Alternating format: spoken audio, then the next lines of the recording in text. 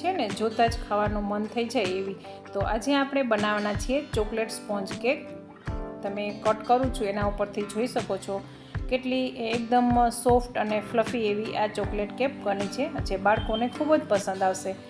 આ વિડીયો જોયા પછી તમે પણ આવી જ કેક બનાવી શકશો. તો ચલો આપણે વિડીયો સ્ટાર્ટ કરીએ. તો એના માટે મેં અહીંયા અડધો કપ દહીં લીધેલું છે. દહીં જે છે એકદમ ખાટું ના હોવું જોઈએ, અને આવા ચમચાથી માપો તો તમને 4 થી 5 ચમચા જેટલું દહીં છે. અને હવે એ જ કપથી આપણે માપીએ તો અડધો કપ મેં અહીંયા ઓઇલ લીધેલું છે. ઓઇલ તમે જે પણ લો એ વેજીટેબલ ઓઇલ કે સનફ્લાવર ઓઇલ કે રાઈસ બ્રાન્ડ ઓઇલ હોય એવું લેવાનું છે, કે જેની પોતાની કોઈ ફ્લેવર ન હોય. અહીંયા મેં ઘી કે બટરનો ઉપયોગ પણ કરી શકો છો. અને આ ચમચાથી માપીએ તો તેલ પણ અહીંયા 5 ચમચા જેટલું આપણે તેલ લેવાનું છે. એ અહીંયા રાઈસ બ્રાન્ડ ઓઇલનો ઉપયોગ કરેલો છે. તો હવે તેલ નાખ્યા પછી આપણે 1 કપ જેટલી ખાંડ લેવાની છે. મેં અહીંયા દળેલી ખાંડ લીધેલી છે, તો એ પણ આપણે અહીંયા એડ કરી દઈશું. હવે આપણે એ અડધીથી પોણી ચમચી જેટલું વેનીલા એસેન્સ નાખશું. એ ટોટલી ઓપ્શનલ છે. જો તમારી પાસે હોય તો તમે નાખજો, ન હોય તો તમે એને સ્કીપ પણ કરી શકો છો.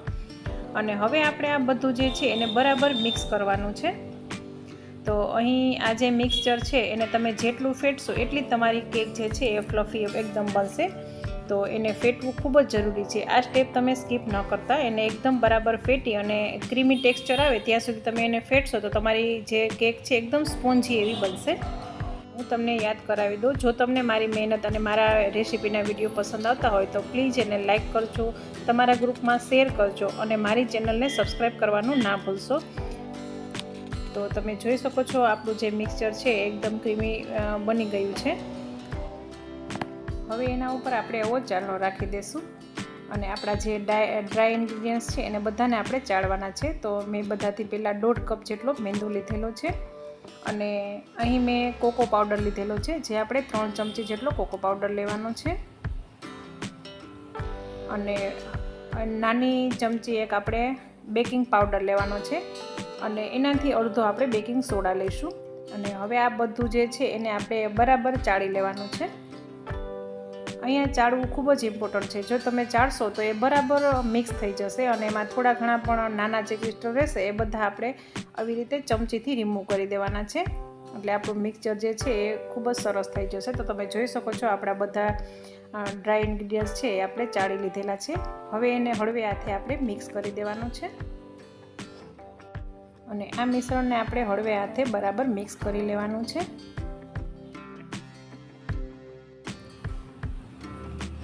હવે આ મિશ્રણ બરાબર તમે જોઈ શકો છો મિક્સ થઈ ગયું છે, પણ હજુ એ ઘાટું છે. તો આપણે એમાં અડધો કપ જેટલું દૂધ મિક્સ કરવાનું છે, અને દૂધ છે એ આપણે ધીમે ધીમે જરૂર પડશે એવી રીતે આપણે એડ કરતા જઈશું. એકસાથે એડ ન કરી દેતા, નહીંતર આપણું જે બેટર છે એ થોડું પાતળું બની જશે. તમે જોઈ શકો છો હજુ થોડું ઘાટું છે, તો જે બચ્યું છે એમાંથી આપણે હજુ થોડું દૂધ એમાં એડ કરી દઈશું, અને બરાબર એને આપણે મિક્સ કરી દેવાનું છે. અડધા કપ દૂધ હતું એમાંથી 2 ચમચી જેટલું દૂધ આપણે બચ્યું છે, અને આ કન્સિસ્ટન્સી છે તમે જોઈ શકો છો રિબિન જેવી થાય છે, અને નીચે જતાં એમાં મિક્સ થઈ જાય છે. એવું આપણું બેટર હોવું જોઈએ. અને અહીં હવે મેં કેક ટીનમાં ઓઇલ લગાવી દીધું છે, અને એમાં 1 ચમચી મેંદો નાખી અને બરાબર આપણે ડસ્ટ કરી લઈશું. આવી રીતે કરશો એટલે ફરતો આપણે એવી રીતે મેંદો ડસ્ટ કરી લેવાનો છે. સાઈડમાં પણ એવી જ રીતે કરી દેજો, જેથી આપણી કેક છે એ ચોટે નહીં અને બરાબર ઇઝીલી અનમોલ્ડ થઈ જાય. અને જે બાકીનો મેંદો બચે એ આપણે કાઢી નાખશું. અને હવે આપણું જે બેટર છે એ આપણે કેક ટીનમાં પોર કરી દઈશું.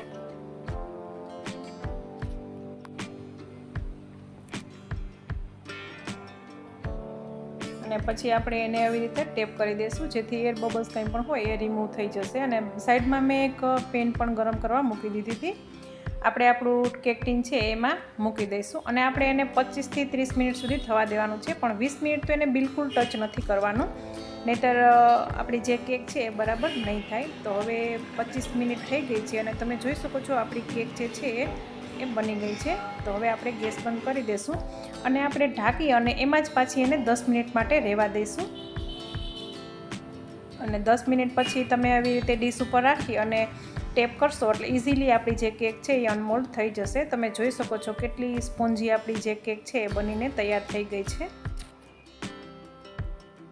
તમે જોઈ શકો છો કેટલી એકદમ સ્પોન્જી છે. તો હવે મેં એને સીધી કરી અને ઉપરથી પાવડર શુગર જે છે એ ડસ્ટ કરી દીધી છે અને ઉપરથી આપણે ચોકલેટ સિરપ આવી રીતે એડ કરી દઈશું, જેથી દેખાવમાં સરસ લાગશે તો બાળકોને પણ એટલી જ પસંદ આવશે.